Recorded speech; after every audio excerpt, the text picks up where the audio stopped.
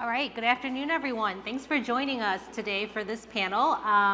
This is sponsored by Women Plus in Hydrogen, so I'm so excited to have this group of women representing the hydrogen industry, really leading the way in each of their roles and in their spaces to talk about demand. So hydrogen, you probably hear a ton around supply, different conversion technologies to be able to produce hydrogen, but obviously the conversation is evolving into we need to have offtake, we need to have the demand there to really create this hydrogen market.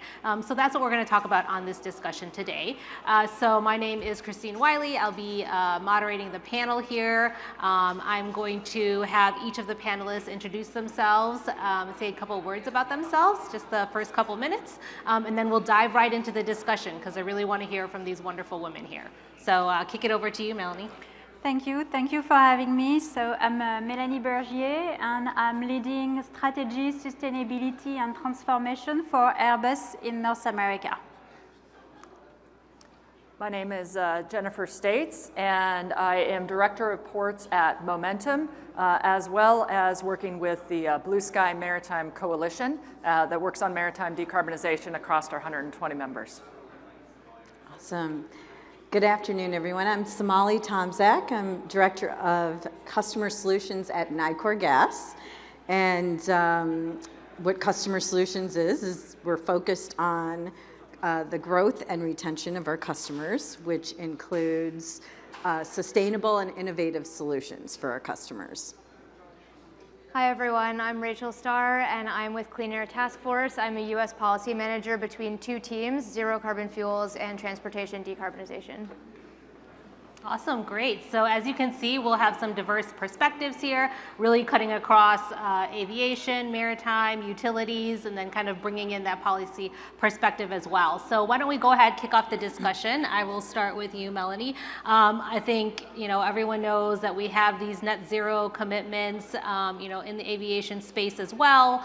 You guys seem to be a first mover in really looking at exploring and how can we adopt hydrogen. So I'd love if you could talk about some of your efforts in that space, maybe some of the challenges that you're seeing there.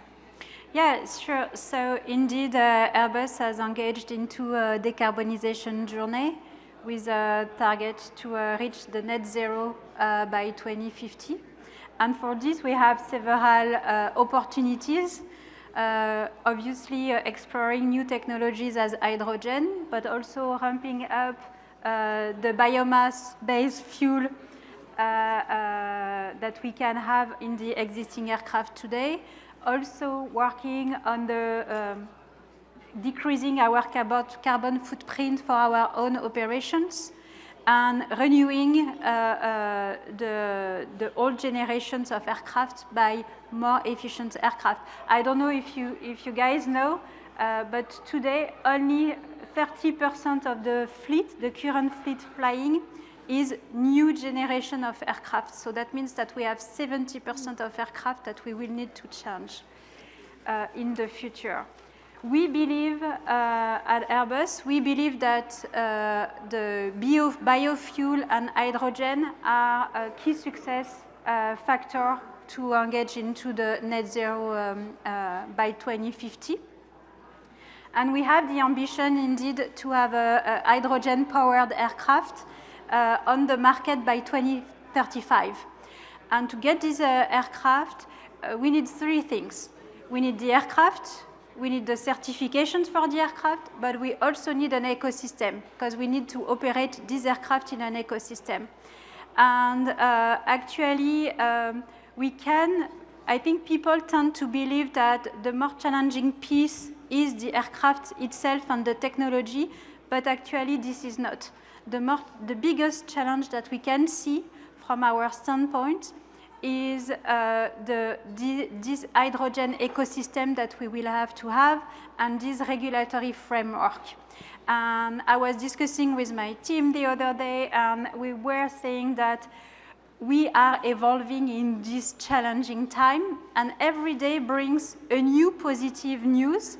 For example, the FAA Reauthorization Act that we had in the past weeks, we see that very positively for us. as well as the DoD roadmap upgrade. This is a very positive sign toward our journey to build this ecosystem. And the collaboration is key. So collaboration with the academics partner, collaboration with the regulatory, but also the collaboration with the other industry. That's key for us in building this ecosystem and overcoming those challenges. Great, fantastic. So I love the theme that you're focusing on around collaboration and building out that broader ecosystem. I think kind of having these types of discussions with these, diverse organizations and companies can help build out that larger ecosystem that we need for hydrogen. So Jennifer, maybe if we move on to you, think about the maritime industry. You've worked in this space for a while. We know that there's a lot of efforts going on. I guess from your perspective, can you share some of the recent efforts? Maybe they're establishing public-private partnerships or maybe strategic partnerships, and how we can meaningfully reduce emissions that we see from that industry, or even from looking at things like ports. Well, Melanie's exactly right. Collaboration is key, and that's why on the maritime side, I've been involved in a couple different, forming up a couple different collaboratives to work together. So the Blue Sky Maritime Coalition I mentioned is members across U.S. and Canadian maritime shipping value chain. So it includes oil and gas majors, it includes a lot of the ship owner operators, the ports, the academic institutions, all trying to work together on this challenge of maritime decarbonization. And there's a suite of different fuels and technologies that Maritime's looking at. We do have an international goal now of net zero by or around 2050 from the International Maritime Organization, but we do not in the US have a domestic policy about meeting that target, whereas a lot of other nations do. And we have an extra challenge in the US where a lot of our domestic vessels operate for up to 50 years. There's some even up to 80 years that are operating in the Great Lakes in brown water situations. So we're looking at retrofits and new builds versus new builds for a lot of these technologies. So what's really critical is public support. We need government funding to help bridge the gap in the price difference because there is not a regulation that's driving the industry to do this in the US space. So the price difference is putting you at a competitive disadvantage. So that's the real challenge, is we need to get funding to bridge that price gap. And that's either gonna be on a regulatory side with a price on carbon, or it's gonna be through grants and incentives. Unfortunately, we're seeing some great efforts right now through IRA and others that have focused on ports. There was just a $3 billion funding opportunity for ports to deploy zero emission equipment, and it included vessels. It was one of the first funding opportunities that had vessels, but when we tried to make some partnerships on that ecosystem, that funding opportunity did not allow hydrogen production at ports. So you have to figure out if you're in one of the hydrogen hubs or how to connect those dots to get all of those pieces to come together. And that's a key role that the ports can play, is trying to connect the dots on that fueling, charging infrastructure. But we need those collaboratives to come together and really build a systems-based approach among the users, among the production side, to make it all work. So that's why we have these collaboratives, bring that ecosystem together and try to help. But we also need to get some additional government funding to help make this happen. And partnerships with the government is key on that front. In aviation, there is the Sustainable Aviation Fuel Grand Challenge at the Department of Energy. I would love to see that for maritime. We don't currently have that. And as we were just talking, that cross-sector engagement is also key, especially these hard to decarbonize sectors. Yeah. We really could be working together. Ports manage both airports and maritime ports, so also a great cross-sector collaboration opportunity there. So that's really key. I can, hopefully in the next segment, I'll tell you a little bit about where hydrogen's at on deployment side, and so we can get a little bit more into the use cases and where we're at with hydrogen and maritime. Yeah, fantastic. So let's shift the conversation to the utility sector. I know in the utility sector, we have the luxury of working with Somali and her team and the broader gas and electric utilities. I would say from our experience, there is a lot of collaboration that happens in that space, especially around research. They want to be able to leverage each other's funding to be able to advance technologies, so that's wonderful. I know you are probably getting a lot of interest around hydrogen and other low carbon fuels. You work directly with these residential, commercial, industrial customers. So would love to hear from your perspective, what are the customers in that space saying? What is required to be able for them to adopt hydrogen? Absolutely. Thank you, Kristine. Yeah, and Kristine mentioned it. Nicor Gas is a regulated natural gas distribution company. And we actually have 2.3 million customers, and we serve 650 communities in the northern part of Illinois outside of Chicago. So a pretty large territory. And we are part of a larger family of companies under Southern Company that also have a diverse portfolio of energy, such as nuclear, electricity, renewables as well. And we believe that natural gas and its infrastructure is a part of that clean energy future. And we also are committed to our customers, as Kristine had said.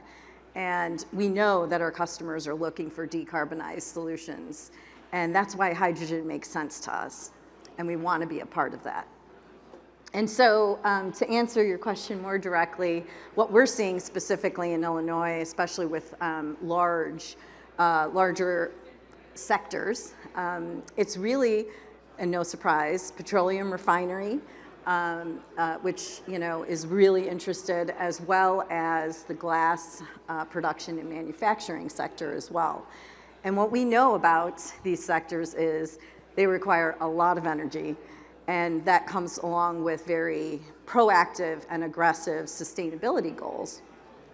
And so they're super interested, obviously, in decarbonized solutions. And we, as long as, and we also know that they're happy with their natural gas service today and what we provide, but they are interested in those decarbonized solutions. And so, we want to be able to help them achieve their goals in doing that. It's a little bit, as I've heard today already in many of the sessions, a little bit of that chicken and egg dilemma when it comes to the interests of our customers, because they are very interested, but what's really the driver behind it is availability, reliability, and also economic viability when it comes to hydrogen. So we hope that we'll surpass and get past some of these challenges to really kickstart the hydrogen economy together.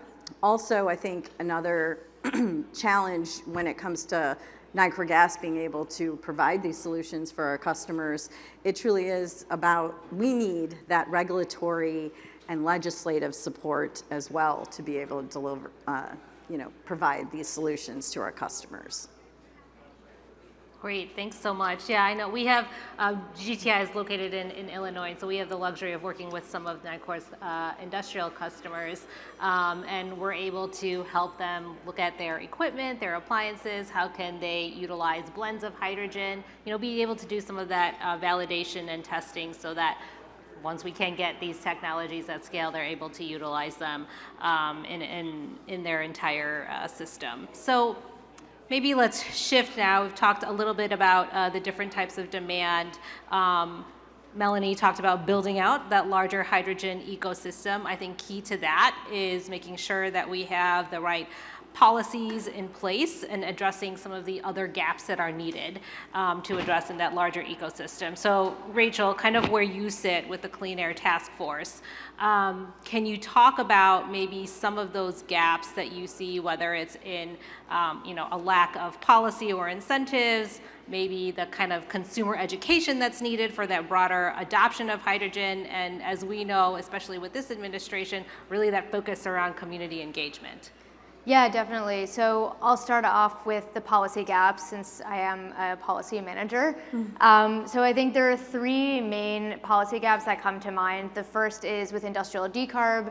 The second is pipeline regulation. And the third is, of course, 45V, which I think everybody at this conference has heard a lot about already. So I won't spend too much time on that. But Firstly, on industrial decarb, I think there's a really big opportunity for clean hydrogen to be slot into a lot of industrial decarbonization processes that already use hydrogen, but it's often dirty hydrogen or gray hydrogen. And to the Clean Air Task Force, this is what we call like a no regrets sector for clean hydrogen, because the infrastructure is already there. These processes are really important to our society, like ammonia production, for example, and they're not going away anytime soon. So it's a really great opportunity to be able to decarbonize a really hard to abate sector with clean hydrogen.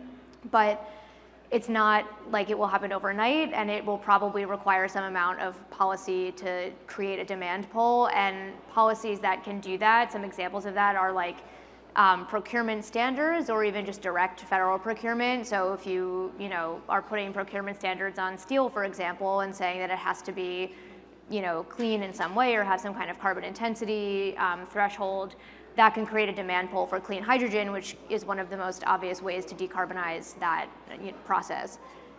So that's one option for the industrial decarbonization route. And there's also things that already exist, like the federal Buy Clean initiative, which is doing a similar thing. And there's also conversations around environmental product declarations, which are meant to make a little more transparent the carbon intensity and the embodied emissions of certain products. And I think that also creates a demand pull in the same way for clean products, and therefore also clean hydrogen in this case. On hydrogen pipelines, I think I've heard a lot over the course of the last 2 days about supply and demand, and folks have pointed out that there's still this thing in the middle about getting hydrogen from point A to point B, and that's not really solved yet. And not to say that we have all of the answers yet, because we don't, but this is something that we're taking a very serious look into now and trying to figure out what are the policy options for regulating pipelines and just hydrogen transport in general, whether it ends up being pipelines or transporting by truck or something else. We're trying to figure out how the best way to do that might be, what the policy options look like, what can be helpful there, because without the infrastructure, it's going to be a chicken and egg problem with projects never being built, but then infrastructure won't be built, and then it's just a continuous cycle. And then on 45V, I mean, I won't go in depth on 45V. I think we all know that it kind of just needs to be finalized so that we all know one way or another what exactly we're doing. But I think as a result of all of this recent federal funding and policy and all this other stuff, there's been a lot of action at the state level to create complementary policies and incentives, both supply and demand side. And it's really important to us that at the state level, they're also considering like robust life cycle analyses and approaching hydrogen in different end uses, considering all the carbon intensities and everything like that. And really briefly, since I've been talking for a while, on consumer education, there's never enough, can never have too much consumer education. And I think hydrogen is one of those things that like people don't totally know what it is. It's like not really clear. And I think the hydrogen industry and also the end uses that want to use hydrogen can do a better job of marketing themselves, making it super clear, using case studies or specific examples. And just like be better communicators in general. And I think we want to get to a point where consumers can feel informed and educated and make good decisions without having to be subject matter experts. And I don't think we're quite there yet. And then lastly, on community engagement, obviously has been a really big priority in the Biden administration, which has been really great. And I think, again, never enough. There's always more room to improve and always more to do.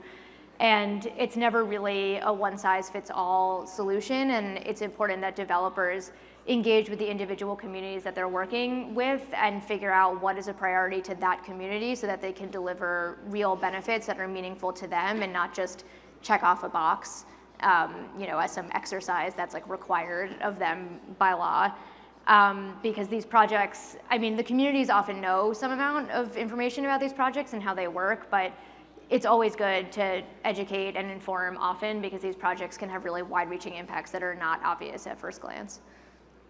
Fantastic. So I loved how you kind of laid out some of those challenges into those key categories. I'm going to go off script here, and hopefully my panelists will join me. But I'd love to pull on some of those threads, especially around the education piece. So when I think about all of the different sectors that are represented, there are many different stakeholder groups that have to be educated on hydrogen because it's new in the sense that we want to use it as another fuel source. So when you think about maybe even just your internal field operations teams, your technicians, or your customers and consumers, can you maybe share some of the outreach or education that's going on within your own organizations around hydrogen and how they're receiving that? Like, are they looking at it as a wonderful opportunity, or are they hesitant because they want to do business as usual? Well, I can start. So hydrogen for aviation is new and it's ongoing for Airbus. When we will have these hydrogen-powered aircraft, then this will bring total different also jobs because the way to maintain the aircraft, the way to operate, to collaborate with the customers, with the airport will be totally different. Right now, I would say from an education standpoint, within Airbus, it's more educating on the needs to achieve the net zero and the various opportunities we have around that. Then will come the time to educate more in depth on hydrogen. Any of the other panelists want to chime in here? I would say in the maritime space, I mean, there's educating the members among the coalition, right? A big part of the coalition is knowledge sharing, and so having webinars where we talk about the few different use cases that are out there and lessons learned, and being able to be transparent and share on that front and how you make the business cases work, et cetera. I think on the community side, it seems to fall more to the ports to really be the entity that is doing that community engagement, and seeing a lot more good examples around longer term planning processes and ports getting involved with all of the different stakeholders, both the direct terminal operators and tenants and utilities, but also the surrounding communities. We have so many of our population that live right at ports and a long history of environmental justice issues at ports. So there's a lot of education to be done around all the different hydrogen, ammonia, methanol. I mean, we're looking at a lot of different fueling types that all could be co-located in these communities. So that's a lot of work to be done, but that's a lot of burden on the ports to do that. I am glad that the $3 billion funding that the EPA just closed that funding opportunity included planning, which is key because one, the ecosystems, which we already talked about, and being able to connect all the dots, but the time and the funding for doing that community engagement and the community benefit planning is key. On the workforce side, I would say one of the key things I have found is, maritime workforce right now has huge shortages, especially in the seafarer side. We'll get into the demographics of how bad that is on the women representation, but just the shortages alone are critical right now. Washington State Ferries is operating at a reduced schedule because they don't have enough pilots for the vessels. But what I have seen is when the youth are engaged on these alternative fuels and technologies and the opportunities for sustainability of the maritime industry, it changes their interest level in engaging in what has been a very traditional sector. So I think the education around what are the opportunities in this workspace in new technologies can actually help with recruitment and attraction to the industry as well. Yeah. Fantastic. I could chime in a little bit too from a natural gas industry perspective. I think we look at it, there's just a lot of synergies with what we experience every day supporting and delivering natural gas reliably and safely to our customers, and hydrogen. And I think our employees and our workforce in general are excited about that because there's a lot of similarities in the way that we're looking at this. From a community standpoint, since we work and live in these communities that we serve, we've been at this for a long time. And so that's also, I think shows the value that we can bring in continuing to strengthen the communities and help educate on something new. Because we continue to do that decade after decade on anything that comes that's new. So I think we're pretty primed to take on something different and an innovative approach. Great. Anything else you wanted to add? Yeah, sure. So from CATF's perspective, I think we have the opportunity of engaging with a really wide variety of stakeholders, whether it's like people living in the communities or companies operating a certain region. We also obviously engage with the government a lot, and so our education is sort of meant for every audience, and so we have a lot of different ways of like, you know, tailoring certain discussions or, you know, things we publish on our website or what have you for different audiences, and it's been a really, I think, good education for us also to learn how to frame these things and make it digestible for everybody. And in my role as a policy manager, I spend a lot of time trying to educate folks in other parts of the government, usually people in Congress, on the Hill, and trying to, you know, teach them why hydrogen is important and why it's really a great option for certain end uses and things like that. And people on the Hill have a lot of things to care about and think about, and so we have to find ways to make it really convincing in a really concise and short way so that they can go and make decisions that will hopefully benefit all of these communities on the ground. So we try to touch everybody, but in my specific role, it's a lot of how do we educate the government to make wise decisions about hydrogen and carbon intensities and end uses. Great, thank you. So I think for hydrogen, we talk a lot about the ambition that we have around hydrogen and its role in decarbonization. So I'd love to now move into a segment where we talk about taking action, maybe some of the specific projects that each of your organizations have. So Melanie, I think recently you all announced that you're going to do some feasibility studies around how are you going to use hydrogen, let's say at airports. I think even looking at Houston, and the Houston airport is one of them. So would love if you could kind of talk about those feasibility studies and, you know, the specific factors that you're looking into that. Yeah, so I mean, everything is linked. As I said, ecosystem is important, and so to operate an aircraft, you need airport. So it's important to work with the airport right now on the way we're going to have low carbon hydrogen supplies on the airport or around the airport. We are a lot inspired by the Department of Energy approach on you know, working cross-sectorial and with the hydrogen hubs concept.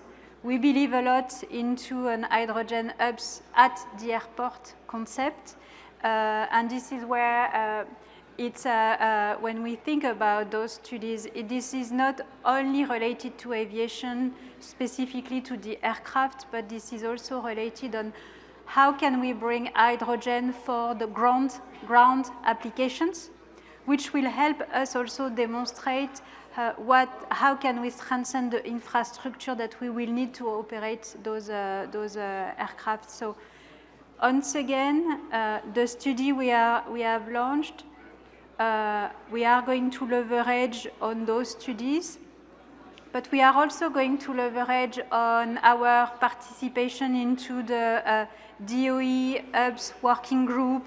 I'm thinking about Archies, for example. I mean, Hugo from my team is a lot involved into that. So this is the way we will also concretize a little bit more the way we build this infrastructure that we need. Fantastic. So you mentioned hubs, big program. Yeah. Forces the collaboration across the value chain, across different sectors, different organizations. Maybe I'm going to jump to you, Somali. I know Nicor is a part of Mach H2 that's located in the Midwest.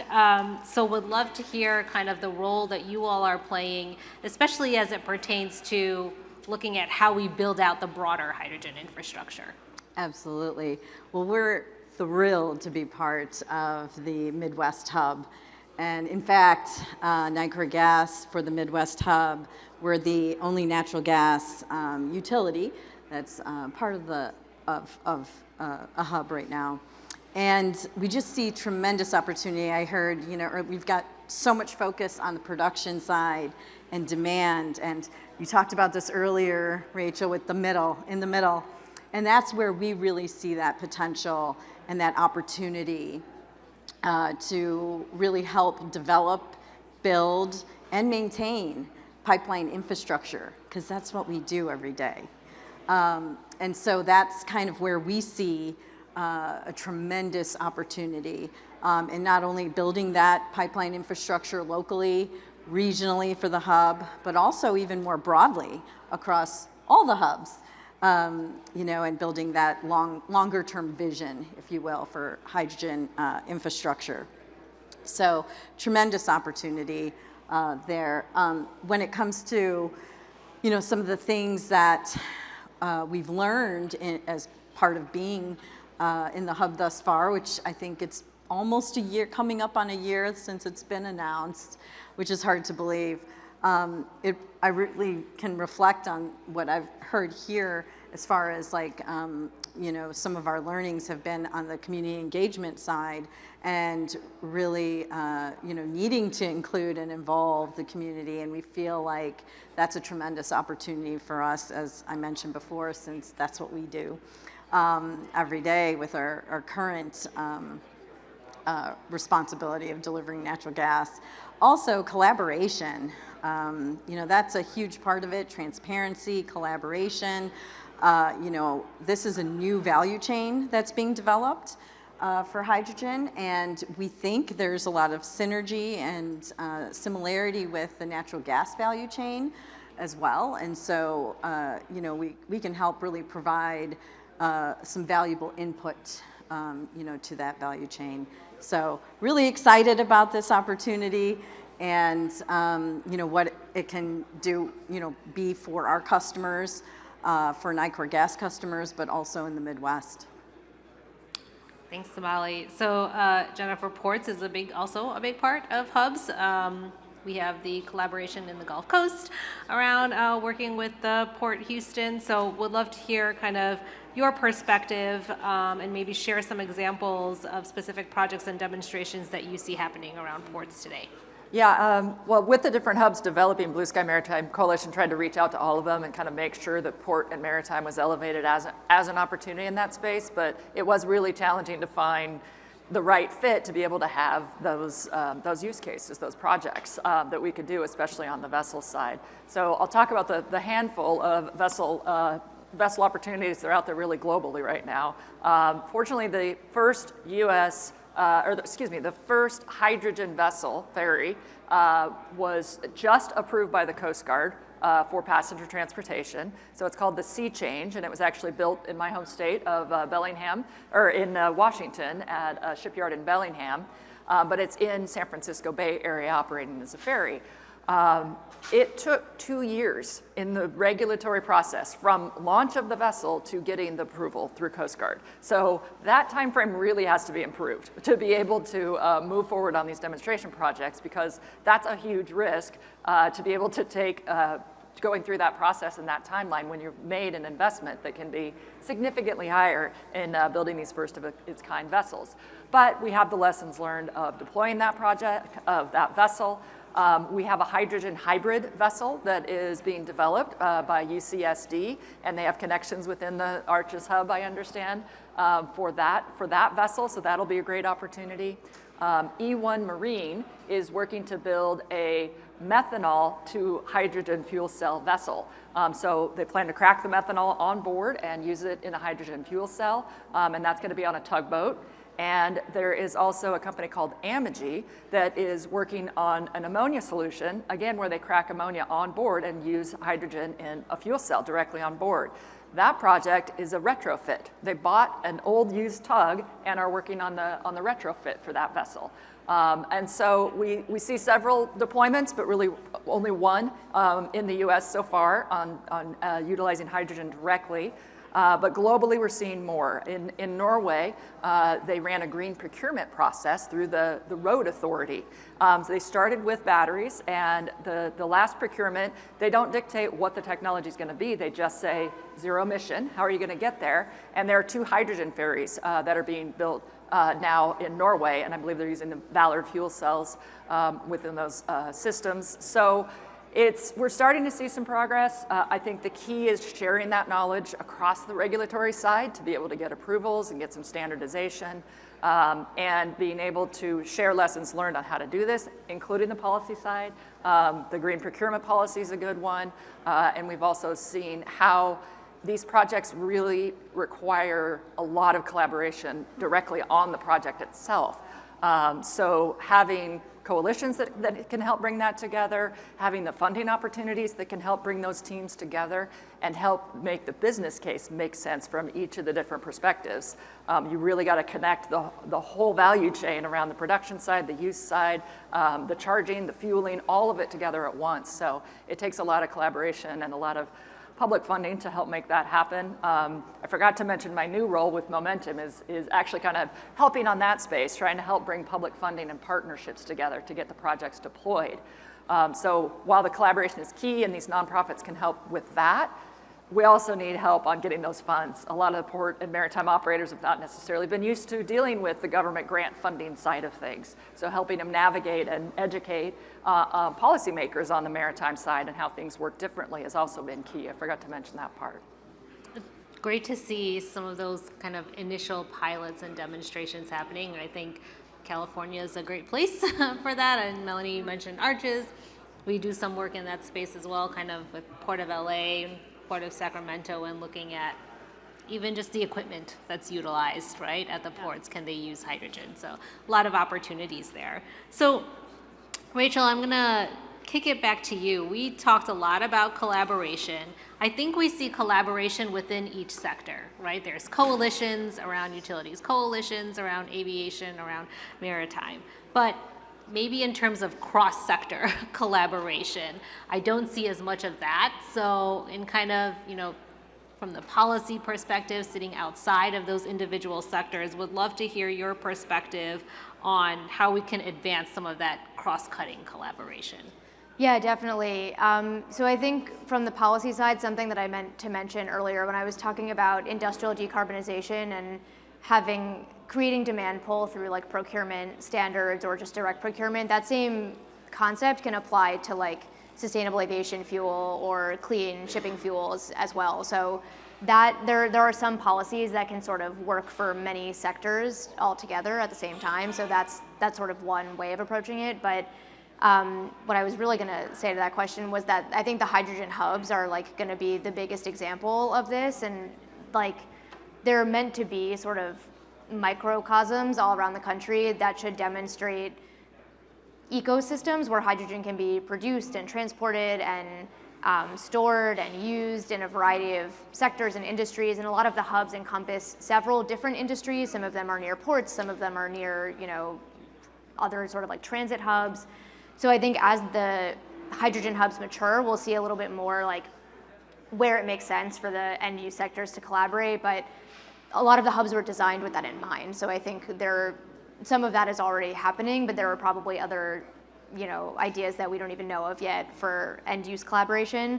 But one thing in particular that we think a lot about at CATF is the transportation sector and how that will interact with the hubs, because there's the concept of, the hydrogen hubs are producing clean hydrogen, which can be used in heavy duty trucking and freight decarbonization. So it sort of goes that way, but then in the reverse way, if you want to connect the hubs and make it more than just a regional thing and really expand it to the whole country, it would make a lot of sense to make like clean transportation corridors in between the hubs. And so the hydrogen that's being produced at the hubs can be used for vehicles, it can be used for fueling stations along those corridors, but also if you have transportation corridors that are connecting the hubs, that can really expand the scope of off-takers beyond just the regional hubs, and also just move product around, whether it's hydrogen or anything else coming out of the hubs. I think there's like a lot there to leverage with the transportation sector that hasn't quite been built out yet, but we're gonna probably need to see that if we want the hubs to expand to more of like a broad sort of national thing across the whole country. And then one other example that we've thought about a little bit recently is like, take a port, for example. If you thought about some scenario that I'm going to make up where you have a clean hydrogen producer sort of on site or near a port that's making clean hydrogen, and then you have that clean hydrogen being delivered to another nearby ammonia producer, let's say, to make clean ammonia. And then that ammonia could be put onto a ship and either used as clean shipping fuel, or it can be put on a ship to be traded as its own commodity, in the US or even internationally, since there's a market for clean ammonia sort of beyond just the US. And it could also be put on a ship to be traded as like a hydrogen carrier as well. So, and then you could also think about if there's a hydrogen producer nearby, that could be used for other port equipment or drayage trucks or other things. So I think, that's just like one sort of random example in a made up scenario, but I think there are a lot of things like that that will become clearer as the hubs develop. Yeah, so the transportation angle is interesting. I think a lot of people have high interest in how do we use hydrogen, especially in long-haul transportation. DOE is funding some studies looking at those corridors. I know we're working on one kind of in the I-10 Houston to LA, so it'll be interesting to see what happens, with some of those studies and how that develops as the hubs progress. So maybe before I move on to our last question here to the panelists, I'll open it up to the audience to see if anyone has any questions that they'd like to ask. Jeff.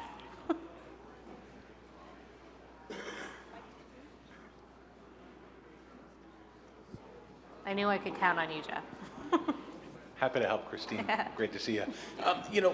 Listening to a lot of the presentations the last 2 days, I think the discussion here has been wonderful, but to me, the fundamental underlying issue we're dealing with is, education's important, engagement's important, but fundamentally, clean hydrogen does not exist in volume, and when it does, the price point is significantly higher than the default fossil fuel. To me, that's the conversation dynamic. How do we fundamentally shift the cultural dynamic in society that it will be acceptable to pay for a more expensive fuel because it's better for the planet? Is it a carbon tax? Do we start levying people to say, guess what? An extra $100 every time you pay your taxes because we have to build up a climate fund? I view this like insurance, right? You get the insurance bill, from State Farm or whoever, and you go, oh God, that's a lot of money. But if I amortize that over the year, you just like knowing that if someone hits your car, it gets fixed. How do we start getting people to get over the sticker shock and say, if I look at this as an investment for our grandchildren, it matters? And truth is, I think until we get society over that hump, we're not getting anywhere, because people complain about a 10-cent hike in gas prices or a couple pennies, and we're talking about investments of billions. How do we get society, how do we get them to that? Because until I think we get past that point, we're going to be fighting, everyone's going to need a subsidy, and it's billions of dollars of subsidies, and I don't know that technology gets us far enough. I can jump on that one if you don't mind. I did mention a price on carbon that I've heard many maritime operators say that we are not going to get there without a price on carbon, but that it has to be a price on carbon across everything with full life cycle analysis and all aspects of this all the way up the value chain. So getting that done right will move the industry.